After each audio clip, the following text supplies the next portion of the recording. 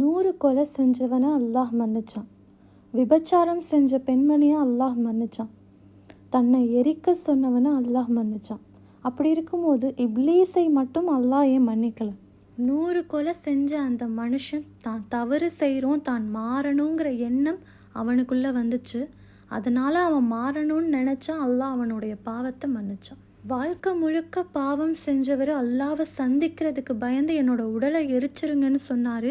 அல்லாஹ் மேலே வச்சிருந்த அந்த பயம் உண்மையானது. அதனால் அல்லாஹ் அவரை மன்னிச்சான்.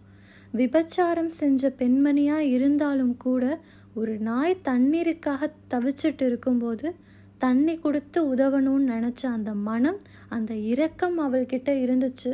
அதனால் அல்லாஹ் அவளை மன்னிச்சான்.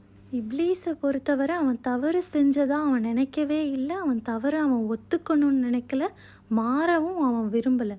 அவன்கிட்ட என்ன இருந்துச்சு? அகங்காரம் இருந்துச்சு. அகங்காரம் இருக்கும் இடத்தில் மன்னிப்பு கிடையாதுன்னு அல்லாஹ் சொல்லிட்டான். இப்போ இந்த உலகத்தில் வாழ்ந்துட்டுருக்க நம்ம என்ன செய்கிறோம்?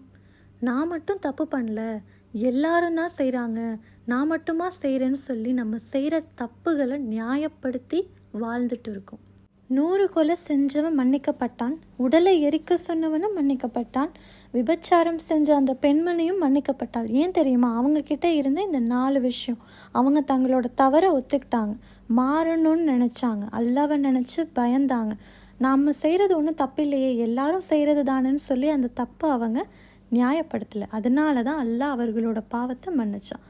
அல்லாஹ் இன்னும் அவனோட குரானில் ஒரு வசனத்தில் எப்படி சொல்லி காமிக்கிறான்னா, திருந்தி நம்பிக்கை கொண்டு நல்ல செயல்கள் செய்தவர்களின் தீமைகளை நான் நன்மையாக மாற்றுவேன்னு அல்லாஹ் சொல்கிறான்.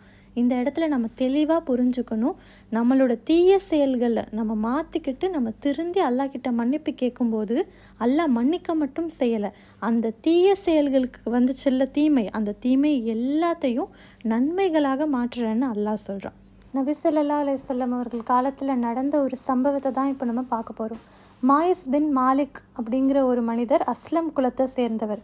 அல்லாவின் தூதர்கிட்ட வந்து, நான் ஒரு மானக்கேடான ஒரு செயலை செஞ்சுட்டேன், எனவே எனக்கு தண்டனை கொடுங்க அப்படின்னு சொல்லி அல்லாவின் தூதர்கிட்ட கேட்குறாங்க. பல முறை கேட்குறாரு. எத்தனை தடவை கேட்டாலும் நபி ஸல்லல்லாஹு அலைஹி வஸல்லம் அவர்கள் நீ கிளம்பி போ, நீங்கள் நிற்காத, அந்த மாதிரி சொல்லி அவரை அனுப்பிச்சிடுறாங்க.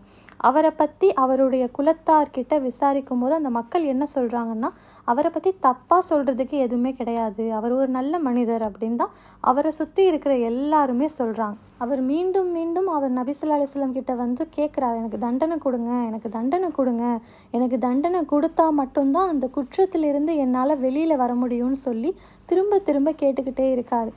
கடைசியாக நபி ஸல்லல்லாஹு அலைஹி வஸல்லம் அவர்கள் என்ன ஒரு முடிவு சொல்கிறாங்கன்னா, அவருக்கு கல்லறி தண்டனை கொடுங்க அப்படின்னு சொல்லி உத்தரவு போடுறாங்க. உடனே அங்கே என்ன நடக்குது? அவரை கூட்டிக்கிட்டு பகீயுல் ஹர்கத் அப்படிங்கிற ஒரு பொது மைய வாடிக்கு அழைச்சிட்டு போகிறாங்க. அந்த இடத்துல வச்சு கல்லெறியின் தண்டனை அவருக்கு என்ன நிறைவேற்றப்படுது? அவர் மேலே எலும்பு, மண்கட்டி, சுட்ட செங்கல் இதெல்லாம் எடுத்து அடிக்கிறாங்க. அடி தாங்க முடியாமல் அவர் ஓட ஆரம்பிக்கிறாரு. அவர் ஓடுறாரு, பின்னாடி அவரை அடிச்சிட்டு இருந்த எல்லாருமே ஓடுறாங்க. கடைசியாக ஒரு இடத்துல போய் நிற்கிறாரு.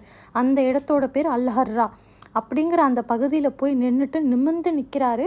அப்போ அந்த இடத்துல இருந்த பெரிய பெரிய கல்லை எடுத்து அவர் மேலே வந்து எல்லாரும் அடிக்கிறாங்க. அவர் அப்போ அந்த இடத்துல அமைதியாயிட்டார். கத்தலை, அவர் ஓடலை, எதுவுமே செய்யலை, நிமிர்ந்து நிற்கிறாரு, அமைதியாக நிற்கிறாரு.